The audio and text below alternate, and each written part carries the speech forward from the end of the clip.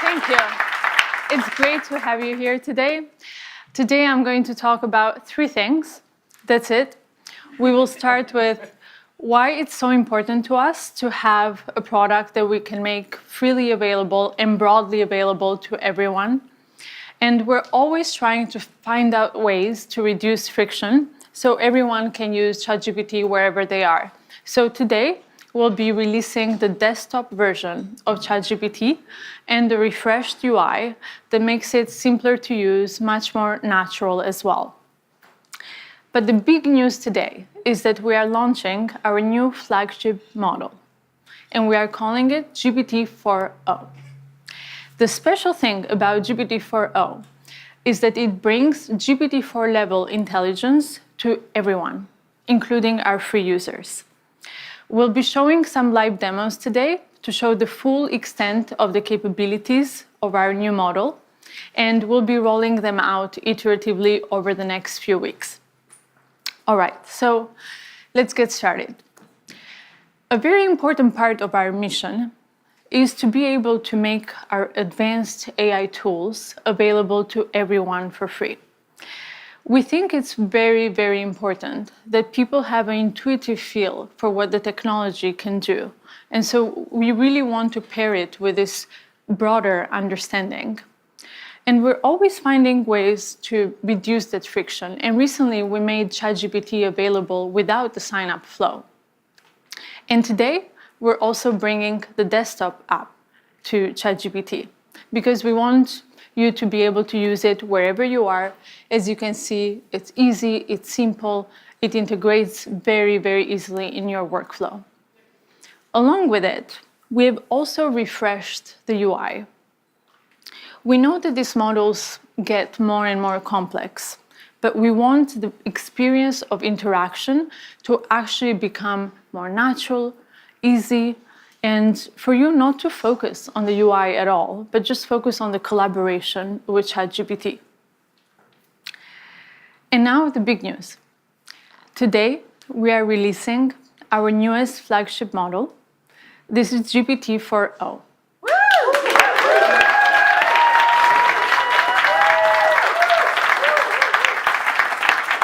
GPT-4o provides GPT-4 level intelligence, but it is much faster, and it improves on its capabilities across text, vision, and audio.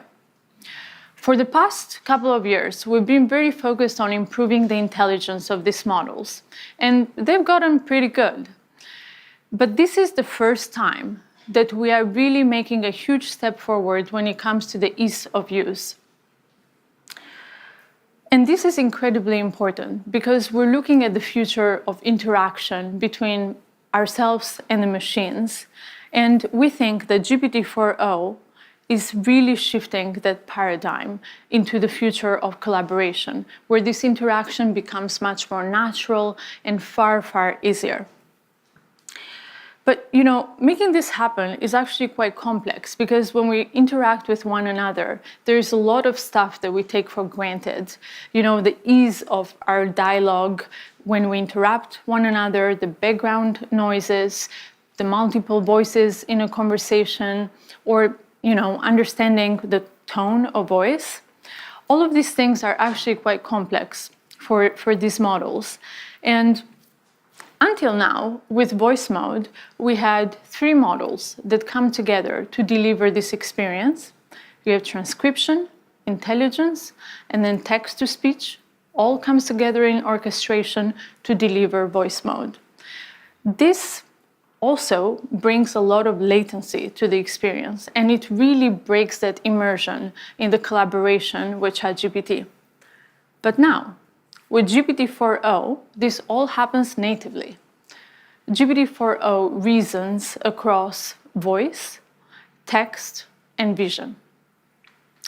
And with these incredible efficiencies, it also allows us to bring the GPT-4 class intelligence to our free users.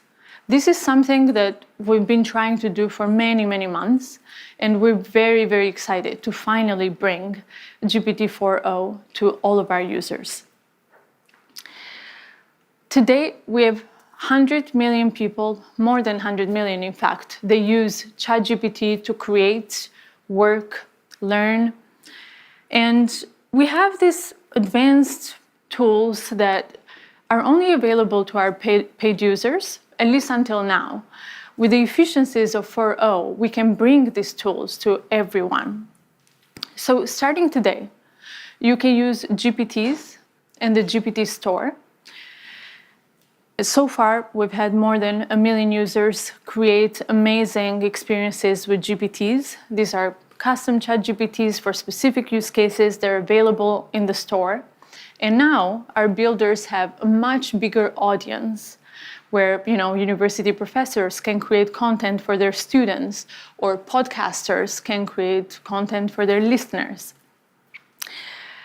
And you can also use vision. So now you can upload screenshots, photos, documents containing both text and images, and you can start conversations with ChatGPT about all of this content. You can also use memory, where it makes ChatGPT far more useful and helpful because now it has a sense of continuity across all your conversations. And you can use browse, where you can search for real-time information in your conversation, and advanced data analysis, where you can upload charts or any information, and it will analyze this information, it will give you answers, and so on. Lastly, we've also improved on the quality and speed in 50 different languages for ChatGPT. And this is very, very important because we want to be able to bring this experience to as many people out there as possible. So we're very, very excited to bring GPT-4o to all of our free users out there. And for the paid users, they will continue to have up to 5 times the capacity limits of our free users. But GPT-4o is not only available in ChatGPT, we're also bringing it to the API. So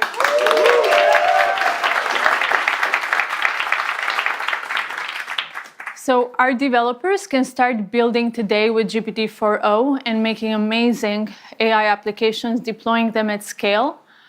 4o is available at 2x faster, 50% cheaper, and 5 times higher rate limits compared to GPT-4 Turbo. But, as we bring these technologies into the world, it's quite challenging to figure out how to do so in a way that's both useful and also safe. And GPT-4o presents new challenges for us when it comes to safety because we're dealing with real-time audio, real-time vision. And our team has been hard at work figuring out how to build in mitigations against misuse.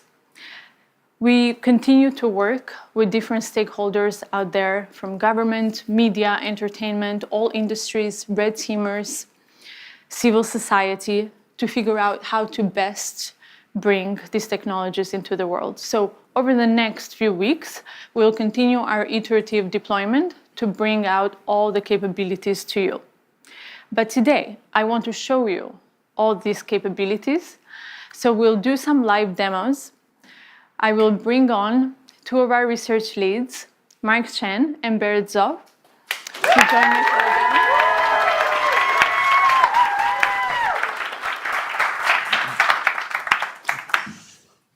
Hi, I'm Berit. Hey, I'm Mark. So one of the key capabilities we're really excited to share with you today is real-time conversational speech. Let's just get a demo fired up. So I'm taking out a phone. If you are wondering about this wire, it's so we have consistent internet. And if you see, there's this little icon on the bottom right of the ChatGPT app, and this will open up GPT-4o's audio capabilities. Hey, ChatGPT, I'm Mark. How are you? Oh, Mark. I'm doing great. Thanks for asking. How about you? Hey, so I'm on stage right now. I'm doing a live demo, and frankly, I'm feeling a little bit nervous. Can you help me calm my nerves a little bit? Oh, you're doing a live demo right now? That's awesome. Just take a deep breath. And remember, you're the expert here. I like that suggestion. Let me try a couple deep breaths. Can you give me feedback on my breaths? Okay, here I go. Whoa, slow a bit there. Mark, you're not a vacuum cleaner. Breathe in for a count of 4. Okay, let me try again. So I'm gonna breathe in deeply and then breathe out. For 4, and then exhale slowly. Okay, I'll try again. Breathing in and breathe out. That's it. How do you feel? I feel a lot better. Thank you so much. So Mark, you've been working on these capabilities for a while now. Can you tell us a bit how it's different from voice mode? Right, so if you've used our voice mode experience before, you'll notice a couple key differences. First, you can now interrupt the model. You don't have to wait for it to finish your turn before you can start speaking, and you can just butt in whenever you want.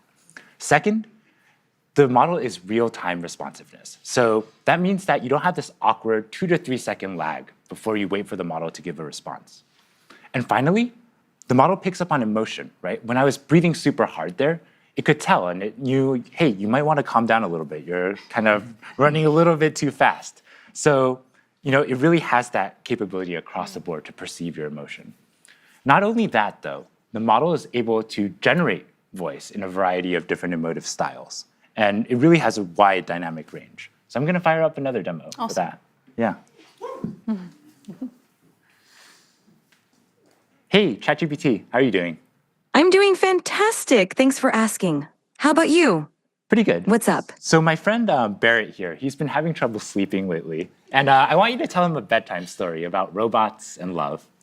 Oh, a bedtime story about robots and love? I got you covered. Gather round, Barrett. Once upon a time, in a world not too different from ours, there was a robot named Byte. Byte was a curious robot, always exploring. Started this story, but I want a little bit more emotion in your voice, a little bit more drama. Got it. Let's add some drama.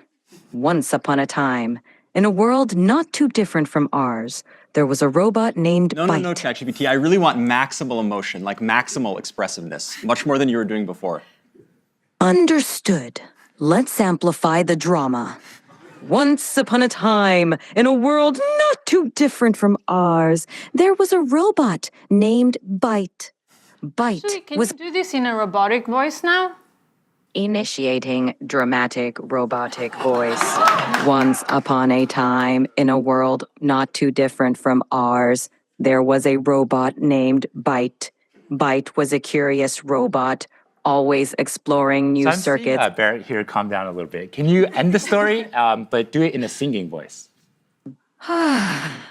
And so Byte found another robot friend, and they lived circuitly ever after. Thank you so much. I definitely feel a lot more relaxed.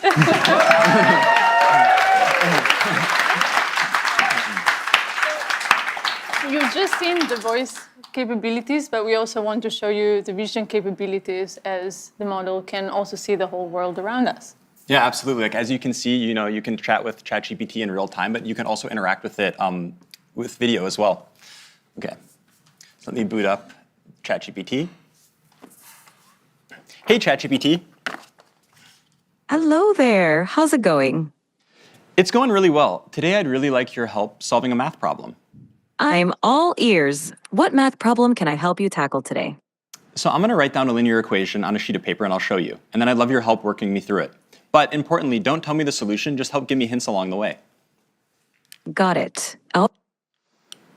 Okay, I see it. No, I didn't show you yet. Just give me help along the way. 1 second. Whoops, I got too excited. I'm ready when you are.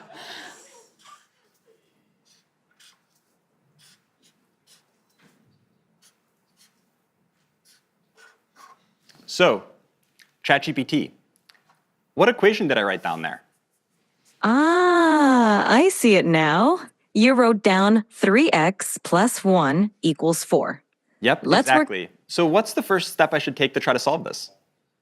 The first step is to get all the terms with x on one side and the constants on the other side. So what do you think we should do with that plus 1? Okay, I'm going to try to subtract 1 from both sides, and then I'll see what I get. Great idea. Perfect. Now, what do you get when you subtract 1 from both sides?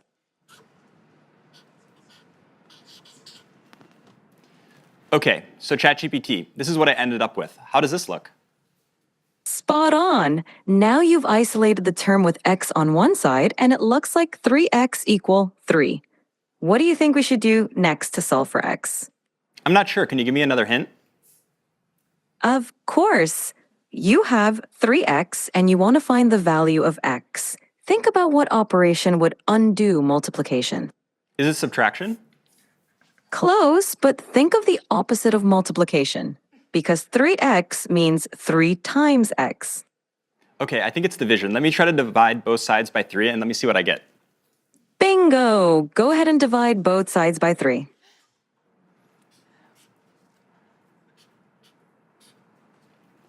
Okay, so ChatGPT, this is what I ended up with. How does this look?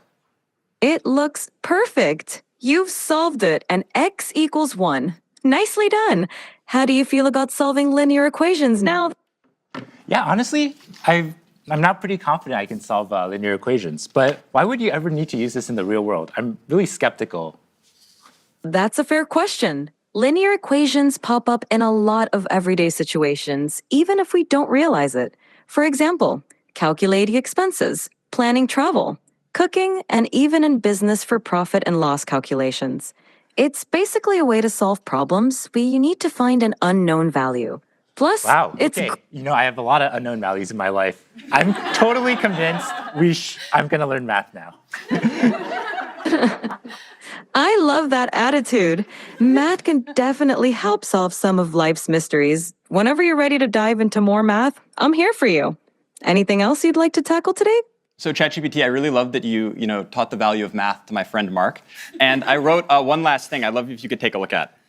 Of course. I'd love to see what you wrote. Show it to me whenever you're ready. Okay, so this is what I wrote down. What do you see? I see. I love ChatGPT. That's so sweet of you. Yeah, well, I really appreciate all the help. So yeah, as we can see, Wow, that's quite the outfit you've got on. yeah, as we can see, we can chat in real time to ChatGPT, and not only that, we can interact with it with video as well. And I swear, like, if you look at Barrett's GPT history, it's all equations like this. Now that you know you can do linear equations, can you Yes. show us something more complex? I think so. Okay, next let's try something coding related. So let me take out a computer for this. Okay, so I'm going to open the ChatGPT desktop app, like Mira was talking about before. Okay, and to give a bit of background on what's going on, so here we have a computer, and on the screen we have some code, and then the ChatGPT voice app is on the right. So ChatGPT will be able to hear me, but it can't see anything on the screen. So I'm going to highlight the code, Command-C it, and then that will send it to ChatGPT, and then I'm going to talk about the code to ChatGPT. Hey, ChatGPT. Hey there, how's it going? Yeah, it's going really well. I was wondering if you could help me with a coding problem today. Of course, I'd love to help you out. What's the coding problem you're dealing with? Okay, I'm going to share with you some code. 1 second. Sure thing, take your time. Okay, so I just shared some code with you. Could you give me a really brief one-sentence description of what's going on in the code? This code fetches daily weather data for a specific location and time period, smooths the temperature data using a rolling average, annotates a significant weather event on the resulting plot, and then displays the plot with the average, minimum, and maximum temperatures over the year. Awesome, thanks so much. And in the code, there's this function foo. Could you describe to me what the plot would look like if I had versus didn't have this function? Sure. The function foo xy takes in a data frame x containing temperature data and a window size y for calculating the rolling mean. It smooths the average temperature, minimum temperature, and maximum temperature columns by applying a rolling mean over the specified window. With the foo function, The plot would show smoother temperature lines because the rolling mean reduces the noise or fluctuations in the data. Awesome. This makes Thanks so much. So yeah, I definitely will want to apply this function. And so I'm going to generate the plot and then show it to you. Give me 1 second. Absolutely. Take your time. I'm excited to see the plot when you're ready. Yeah. So far, ChatGPT has only been able to see the code. And now I'm going to run it, and then I'll use the vision capabilities of the ChatGPT desktop app so it can actually see everything going on the screen as well.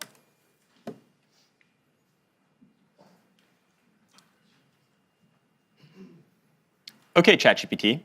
I'm sharing with you the plot now. I'm wondering if you can give me a really brief one-sentence overview of what you see. The plot displays smoothed average, minimum, and maximum temperatures throughout 2018, with a notable annotation marking a big rainfall event in late September. Fantastic. I have another question for you. Which months do you see the hottest temperatures, and roughly what temperatures do those correspond to? The hottest temperatures occur around July and August. The maximum temperature during these months is roughly between 25 degrees and 30 degrees, 77 degrees Fahrenheit to 86 degrees Fahrenheit. What's going on with the y-axis? Is this in Celsius or Fahrenheit? The y-axis is in Celsius. The temperatures are labeled accordingly, such as average temperature, minimum temperature, and maximum temperature. Yeah. So as we can see, not only can ChatGPT help me solve very easy linear algebra equations that I need help with, it can also interact with code bases and see the outputs of plots and everything like this going on a computer.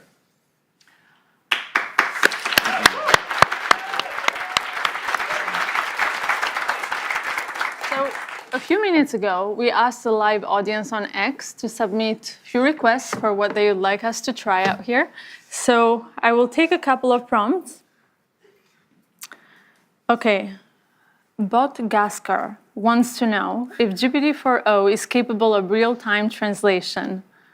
Mark, you want to try this one? Sure, with yeah, let's do it. All right. Yeah. I speak Is there- Italian, so we can okay, just do cool. English Let's Italian. try to do English-Italian. Sure, let's do it. Hey, ChatGPT, how are you? I'm doing fantastic. Thanks for asking. How about you? How's your day going? I'm doing great. So I would like you to function as a translator. I have a friend here who only speaks Italian, and I only speak English. And every time you hear English, I want you to translate it to Italian. And if you hear Italian, I want you to translate it back to English. Is that good? Perfetto. Mark, io mi chiedo se le balene potessero parlare, cosa ci direbbero? Mike, she wonders if whales could talk, what would they tell us? They might ask, how do we solve linear equations? Potrebbero chiederci come risolviamo le equazioni lineari. Sicuramente sì. Certainly, yes. Great, looks like it works.